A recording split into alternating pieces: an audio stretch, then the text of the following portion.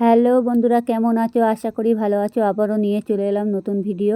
ভালো লাগলে like comment করবেন আর সব বন্ধুদের কাছে ভিডিওটা পুরোপুরি শেয়ার করে দেবেন। পুরোপুরি ভিডিওটা দেখবেন, টেনে টেনে দেখবেন না। যাই হোক, দেখতেই পাচ্ছ এখানে আমি ইঁচড় দিয়ে আর চিংড়ি মাছ দিয়ে কিভাবে করবেন সেটা একবার দেখে নিন। পুরোপুরি ভিডিওটা দেখবেন, তাহলে বুঝতে পারবেন, না হলে বুঝতে পারবেন না।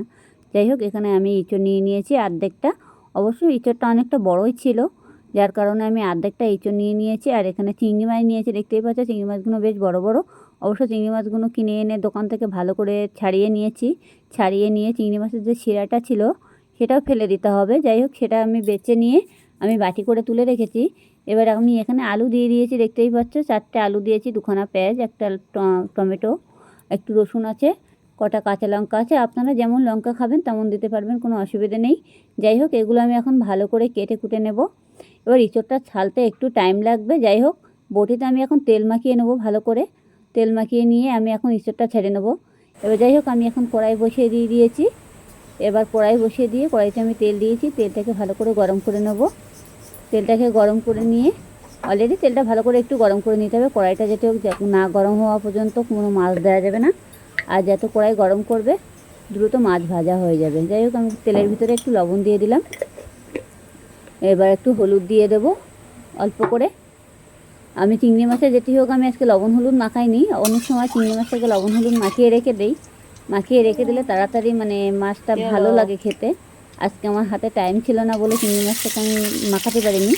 এবার লবণটা দিয়ে এখন আমি আলুটা ভেজে নেব। তেলের ভিতরে লবণ দিয়ে দিয়েছি অবশ্য।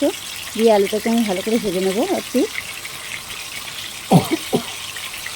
একটু আলুটা লাল লাল করে ভেজে নিতে হবে অলরেডি। আর এভাবে আলুগুলো দিতে হবে, তেলের মধ্যে ডুমো ডুমো করে আলুগুলো কেটে নিতে হবে। অবশ্যই যে আমি ইঁচড়টা কেটে রেখেছিলাম সেটা আমি অলরেডি সিদ্ধ করে নিয়েছি কিছুটা প্রেসার কুকারে দিয়ে। অবশ্যই ইঁচড়টা বেশি ছিল না, আর কিন্তু ইঁচড়টা খেতে খুবই স্বাদই, যার জন্য ইঁচড়টা অনেকটা বড়ও ছিল সেই কারণে। যাই হোক, আমি আলুটাকে ভালো করে কেটে নিচ্ছি। কেটে নিয়ে এখন আমি ভালো করে ভাজা বসিয়ে দিয়েছি।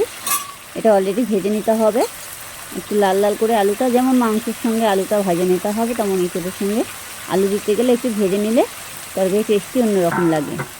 যাই হোক, আলুগুলো দেওয়া হয়ে গেছে। এখন আমি আলুটা পুরোপুরি ভেজে নেব। একটু লাল লাল করে ভেজে নিয়ে তারপর আমি তুলে নেব।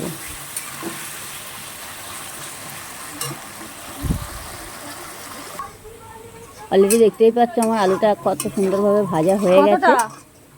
এখন আমি আলুটা তুলে নেব অল্প অল্প করে। একটু হালকাভাবে নাড়াচাড়া দিতে হবে যাতে কড়াইতে লেগে না যায়, সেটুকু একটু খেয়াল রাখতে হবে। তেলটা কড়াইতে ঢেলে দিয়ে যা।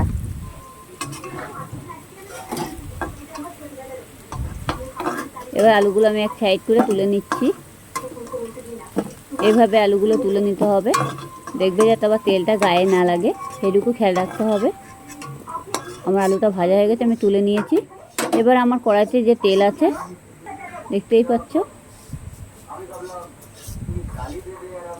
তেলের ভিতরে আমি একটু জিরে ফোড়ন দিয়ে দিলাম।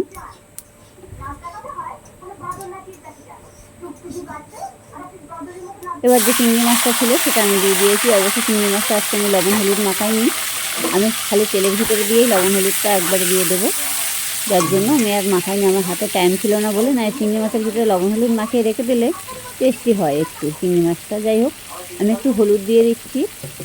এবার একটু লবণ দিতে হবে হালকা পরিমাণে, যেমন মাছে নুন হলুদ মাখাও আর কি, সেই বুঝে তেলের মধ্যে দিয়েও ভাজে, অসুবিধা হবে না আশা করি, আরও সেটা ভালো লাগবে। যাই হোক, আমি এখন দিয়ে দিয়েছি। এটাকে অলরেডি ভালো করে ভেজে নিতে হবে, একটু নাড়তে হবে ভালোভাবে, যাতে লবণ হলুদটা চিংড়ি মাছের মধ্যে পুরোপুরি লেগে যায়। দেখেছো, এভাবে একটু নাড়াচাড়া দিতে হবে, দিয়ে চিংড়ি মাছটাকে এবার ভালো করে লাল লাল করে ভেজে নিতে হবে। কিন্তু অনাবরত একটু নাড়তে হবে যাতে পুড়ে না যায়, সেদিকে একটু খেয়াল রাখতে হবে। কিন্তু চিংড়ি মাছ দিয়ে ইঁচড় দিয়ে রান্না করলে খুবই স্বাদ হয়। অতি অবশ্যই ঘরে বসে এই রেসিপি একবার করে দেখুন, তাহলে বুঝতেই পারবে। অনেকে অনেক সময় নিরামিষ করে, বেশিরভাগ ইঁচড় চিংড়ি মাছ দিয়ে অনেকে করে না, অনেকে করে। কিন্তু চিংড়ি মাছ যে কোনো সবজিতে দিলে সব সবজি স্বাদ হয় বেশি। যাই হোক, আমার এটা চিংড়ি মাছটা অনেকটা ভাজা হয়ে গেছে। আমি এখানে মশলা কেটে রেখেছি, একটু আদা কুচি, একটু রসুন কুচি, আর এখানে 2খানা পেঁয়াজ আছে, দেখতেই পাচ্ছ। এবার আমি এটাকে আদা কুচি আর রসুন কুচিটাকে আমি ভালো করে এই চিংড়ি মাছের সাথে একবারে ভালো করে ভেজে নেবো। যেটি হোক আমি চিংড়ি মাছটাকে নামালাম না, আর নামানোর কোনো দরকার নেই। এটাকে গ্যাস থেকে ঠেলো করে কড়াইটাকে মানে ভালো করে করে দিতে হবে, দিয়ে চিংড়ি মাছটাকে ভালো করে ভেজে নিতে হবে। একদম পুরোপুরি মশলাটা পুরোপুরি চিংড়ি মাছের সাথে ভাজা হয়ে যাবে আর কি। এখানে আদা আর রসুন আমি আবারও বলছি এই চিংড়ি মাছের সাথে দিয়ে দিয়েছি। এবার আমি এখন পুরোটাই দিয়ে দিচ্ছি। কাঁচা লঙ্কা আছে, আপনারা যেমন লঙ্কা খাবেন তেমন দিতে পারবেন। আমার এখানে 4 পিস লঙ্কা দিয়েছি, আর এখানে 2খানা পেঁয়াজ আছে, 1খানা টমেটো আছে। এটাকে আমি এই চিংড়ি মাছের সাথে পুরোপুরি ভেজে নেব। এটাকে ভালো করে ভেজে নিতে হবে, পুরো লাল লাল করে ভেজে নিতে হবে এই চিংড়ি মাছের সাথে। চিংড়ি মাছটাও আরও বেশি ভাজা হয়ে যাবে, খেতেও টেস্টি লাগবে। দেখতেই পাচ্ছ। এখন আমি লবণ হলুদগুলো যেগুলো দেওয়ার সেগুলো আমি এই মশলার মধ্যে দিয়ে দেবো।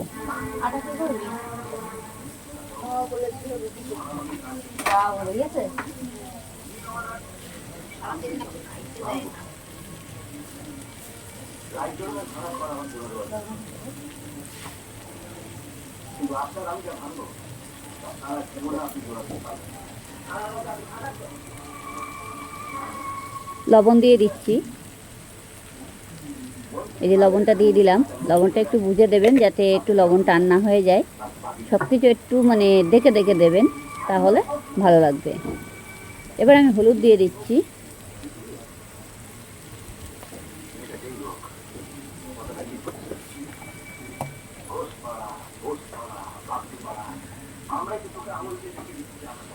এবার জিরের গুঁড়ো দিলাম।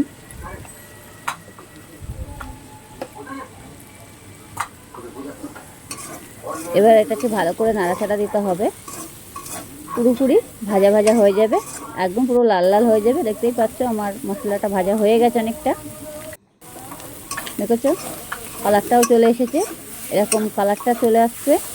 আর পুরো ভাজাও হয়ে যাবে, চিংড়ি মাছগুলো একদম পুরো আরও বেশি ভাজা হয়ে যাবে, আর স্বাদ লাগবে বেশি আর কি। খুব স্বাদ হয় এভাবে রান্না করলে পরে।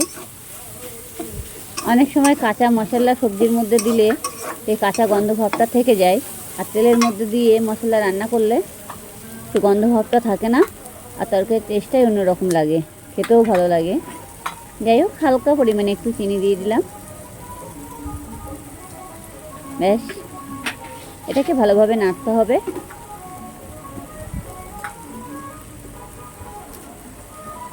একটু গরম মশলা দেবো এবার, এই যে দিয়ে দিলাম।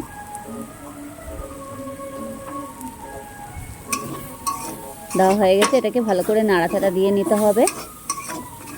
এই ইঁচড়ের তরকারিটা এমনই লাগবে, পুরো মাংস তরকারি আর কেমন মাংস ছেড়ে ইঁচড় খেতে ইচ্ছে করবে না, পুরো মাংসের মতনই লাগবে। অতি অবশ্যই ঘরে বসে চেষ্টা করুন, তাহলে বুঝতে পারবেন।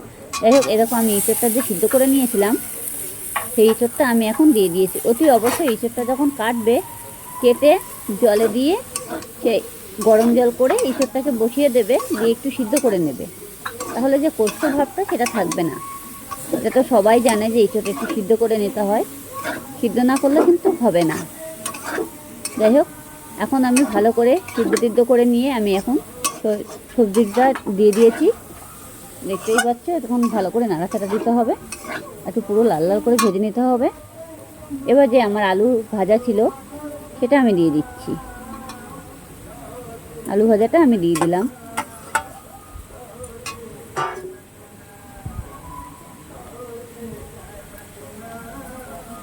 এবার এটাকে ভালো করে নাড়াচাড়া দিতে হবে। অলরেডি দেখতেই পাচ্ছ আমার সবজিটা কষাই করা হয়ে গেছে, আর কালারটাও চলে এসেছে।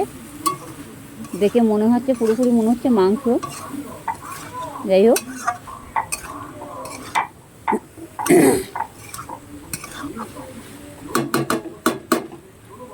দেখে নিয়েছো, এভাবে করবে তাহলে বুঝতে পারবে ইঁচড়ের স্বাদ কেমন হয়।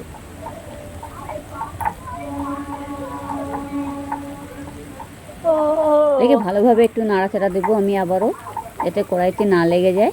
এবার আমি জল দিয়ে দিচ্ছি। জলটা একটু বুঝে শুনে দেবেন। যদি মনে করবেন না একটু ঝোল ঝোল রাখবো, তাহলে সেইভাবে দেবেন, আর যদি মনে করবেন না মাখা মাখা করবো, তো সেভাবেই দেবেন। ব্যাস, আমার জল দেওয়া হয়ে গেছে। এবার আমি এঁচোড়টা ভালো করে নাড়াচাড়া দেবো। বলে একটা দই নিয়ে আসতে বলতো, বাবাকে বলতে একটা দই নিয়ে আসতে। দই নাড়াচাড়া দেওয়া হয়ে গেছে কিছুক্ষণের জন্য।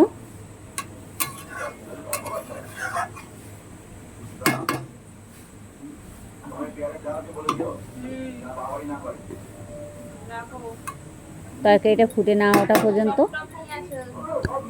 নামানো যাবে না। যাই হোক, এখন আমি ভালো করে একটু ঢাকা দিয়ে দেব কিছুক্ষণের জন্য। কড়াইটাকে ভালো করে বসিয়ে নিলাম খোঁজা করে।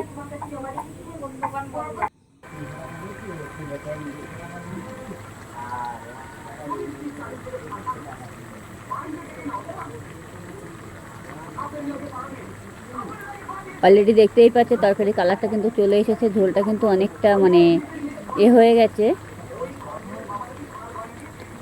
দেখতেই পাচ্ছ আমার তরকারিটা পুরোপুরি হয়ে গেছে। ভালো লাগলে লাইক কমেন্ট করতে ভুলবে না, কেমন?